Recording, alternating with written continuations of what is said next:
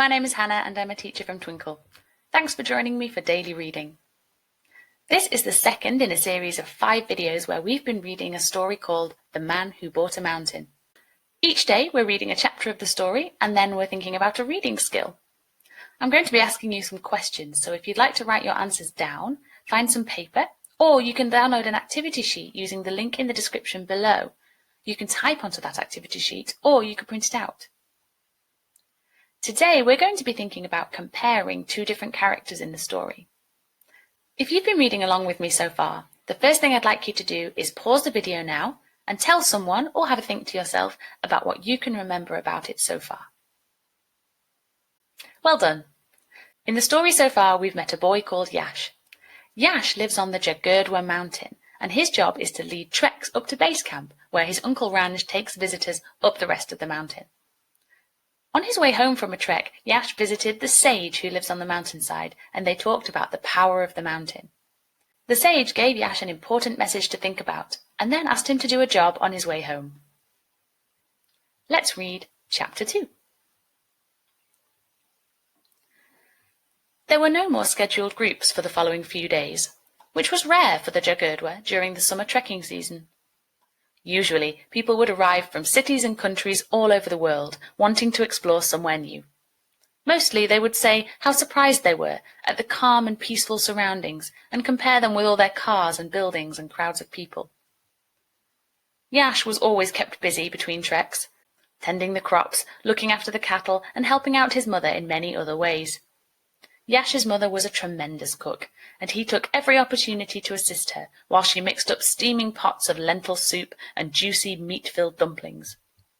His favourite chore was making cheese from yak's milk, as he often came away with a small chunk of the smoky, nutty cheese to suck on during his hours labouring in the fields. While he worked, he often pondered over the strange phrase that the sage had left him with during his last visit. Do not concern yourself with moving mountains, for the mountains will move you. Days later, Yosh was no closer to understanding the sage's meaning. The villagers were spread across miles of Jagurdwa mountain foothills and the lower slopes, connected by long dusty paths and uneven roads. Passing one expanse of farmland and fields led to another small collection of homes, and then wide open spaces linking to the next gathering. Even spread so far apart, most of the villagers knew each other by name. It was a community like one enormous family. Jagurdwa mountain farmers could trade crops with each other, and everyone made their living, in one way or another, from the mountain. They felt its presence looking over them as it towered up into the sky. Spread around over many hectares, each part of the village's farmland seemed to have different conditions, and therefore suited to a different purpose. Land in the foothills was usually hotter and drier. Higher up, there was more rainfall and moisture. A patchwork of habitats boasted a variety of plants and animals in different locations. Higher still was the tree line, where it became colder and nothing more would grow. On a particularly blustery day, Yosh was feeding his family's cattle. The grazing land, which stretched up a gentle incline from Yosh's home, lay in the shadow of the bamboo forest. The trails of the forest had a mysterious, magical feeling and were shrouded by a canopy of green. At the edge, the path opened out and led to the wide-open pasture spaces where their home nestled among surrounding peaks and slopes. "Ah, there you are, Yosh," called a voice across the dry land of the field. "We have a late booking for a group arriving this afternoon." Yosh stood up from the water trough and looked at Bubakta, one of the village elders, who had brought the announcement. Always show respect for your elders, Yashaswin. "This afternoon," he replied, as calmly as he could. "Will there be enough time to reach the camp before dusk?" "You'll get them there, I'm sure," smiled Bubakta. "They are important men and women. Show them your kindness." Yosh dusted off his dirty hands on the sides of his shirt and sighed. In less than 10 minutes he had topped up the water and food and was striding off to the meeting point where most of the trekking groups were dropped off. Dancing over rocks of every size, Yosh skirted across the bamboo bridge and joined the mountain path as it zigzagged its way to his destination. "Good afternoon, ladies and gentlemen," he announced breathlessly, with a beaming smile, right on time too. Let's stop there and talk about Yosh. What do you think of Yash's character so far? Pause the video and choose 3 words which you think describe Yash's personality. Well done! You might have chosen thoughtful, polite, or responsible. Yash is also hard-working, confident, and patient. Here, I've put together pages 8 and 9 for us. There is a lot of evidence here to show that Yash is polite, thoughtful, and responsible. Pause the video now and write down as much evidence as you can find that Yash is each of these 3 things: polite, thoughtful, and responsible. Okay, let's see what you found. Evidence for Yash being polite can be found on page 9. When Babakta gives Yash a job to do at short notice, Yash stays calm and remembers to always show respect for his elders. He sets off on the task without complaining, and when he gets there he greets the group politely, saying, "Good afternoon, ladies and gentlemen."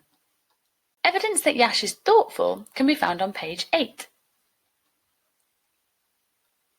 While Yash works, instead of thinking about his rumbling stomach or nothing at all, he's constantly thinking about the words that the sage has left him with. The author says, days later Yash was no closer to understanding the sage's meaning. This tells us Yash has been pondering over this for days because he knows that it's important and he wants to understand. Finally, evidence that Yash is responsible can be found on both pages. When Yash isn't leading treks, he's kept very busy, looking after the cattle or helping his mother. On page 9, Yash is busy feeding the animals when Babakta arrives. He rushes to get to the trekking group on time and makes it. As well as telling us that Yash works very hard for his family, the author also tells us that before setting off on his task for Babakta, Yash finishes the job he is doing. In less than 10 minutes he had topped up the water and food and then was striding off. He didn't rush, he didn't finish what he was doing too quickly or not at all. He finished the job in hand and then did his next one. We can tell that Yash doesn't really want to do this trek today. He sighed.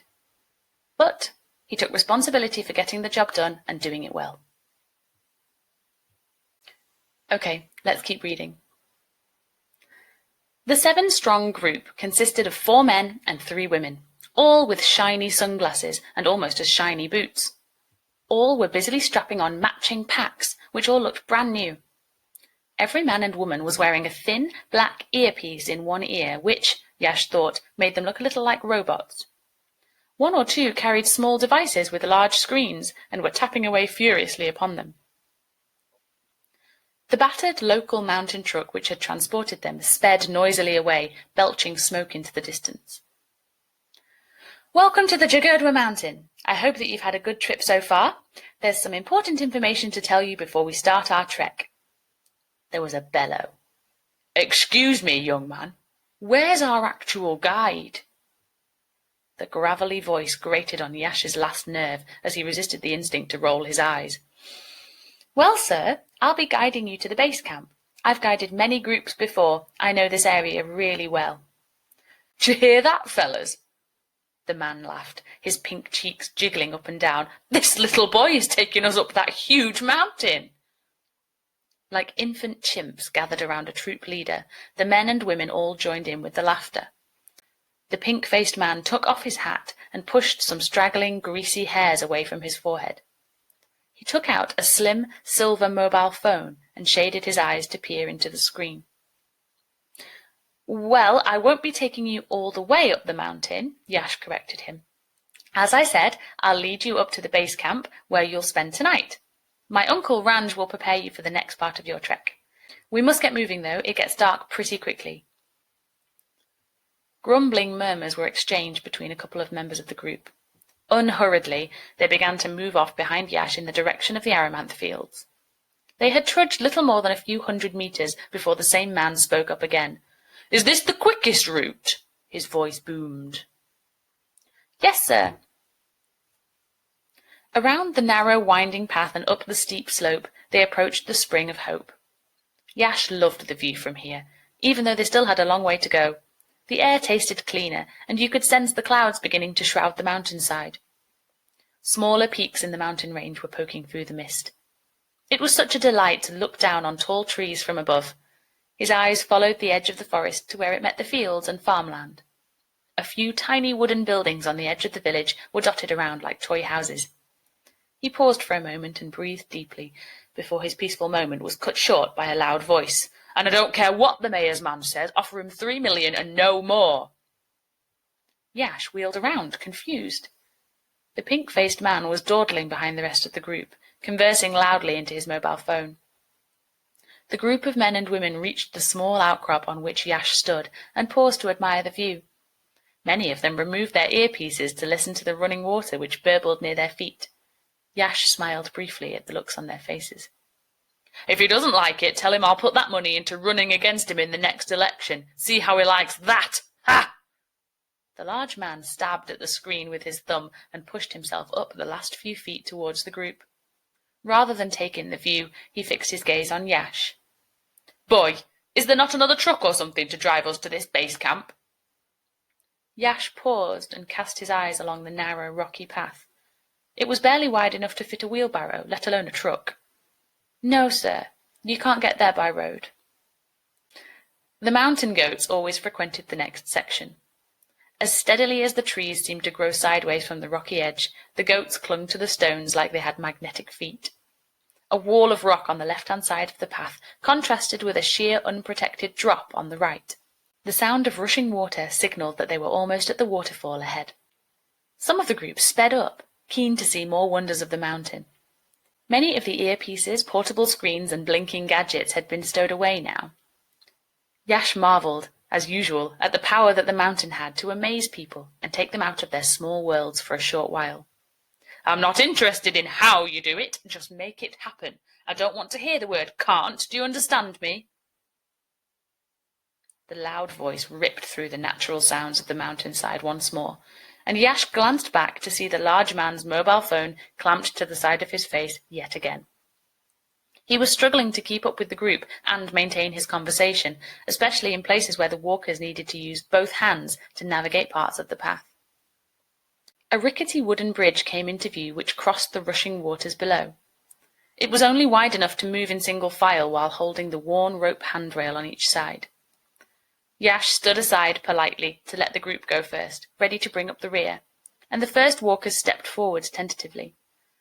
When most of the group had crossed, he stepped onto the planks himself. "Oh, this is ridiculous!" came a shout from behind him. Yash recognized the voice. He spun round to address the man, who stood at the edge of the path and whose wide face and bulbous nose had both now turned from pink to more of a beetroot red. "Hold!" the man barked at the person on the other end of the phone. He stuffed his mobile phone into his pocket and stepped onto the bridge unsteadily. Yash sighed. "It's not ridiculous, sir. It's a mountain. It's steep. It's narrow." "It's a joke. You expect us to climb over this wretched thing like cattle? Disgraceful." Watching the rest of the group climbing off the bridge ahead of them, Yash seethed. "You don't climb the Jagurdwa mountain because it's easy, sir. You climb it because it's hard. If you can't manage this part, how do you think you're going to reach the summit section?" Someone gasped. The rest of the group stood and stared silently. The large man, joining Yash in the centre of the swaying bridge, lifted his shoulders so that his chest puffed out like a bullfrog's. He breathed in deeply through his nose and then took a single, menacing stride towards Yash. "Now listen here, young man. Don't you know who I am?" His voice was a dangerous rumble. Inside, Yash felt a quiver of fear, but he wouldn't let it show. Looking up into the man's eyes, he stood his ground. "No, I don't know who you are, actually. I just know that you're holding up the whole group by complaining." The man scrunched up his face and held Yash's gaze unblinking. The bridge creaked and the water continued to charge past underneath their feet. "I'll have you know," he began, his huge face wobbling with suppressed fury, "that my name is Theodore J. Goldlaw." He stuck out his chin with pride at the sound of his own name. "I am one of the richest men you are ever likely to meet, lad. No one speaks to me like that." "People may not arrive with kind thoughts, Yashaswin, but consider it your mission to make sure that they depart with them." Yash inhaled through his nose and counted slowly as he breathed out. As he reached 5, he opened his mouth to speak, deliberately softening his tone. "I'm sorry, sir. I didn't mean to sound rude. Where I come from, we are taught to respect the mountain. It gives us food and shelter, and it is home to thousands of living species. It affects our whole climate and, in turn, what we can grow on the land.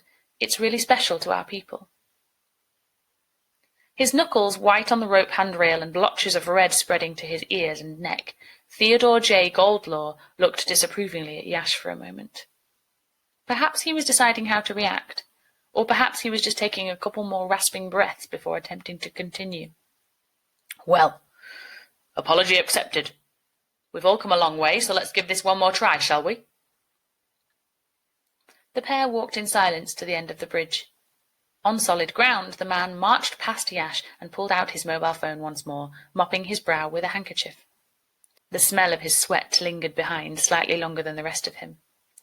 Off they traipsed, following the path towards base camp. Now that we've met a new character, I'd like you to stop and think about them. Pause the video and write down 3 words which you think could describe Theodore J. Goldlaw.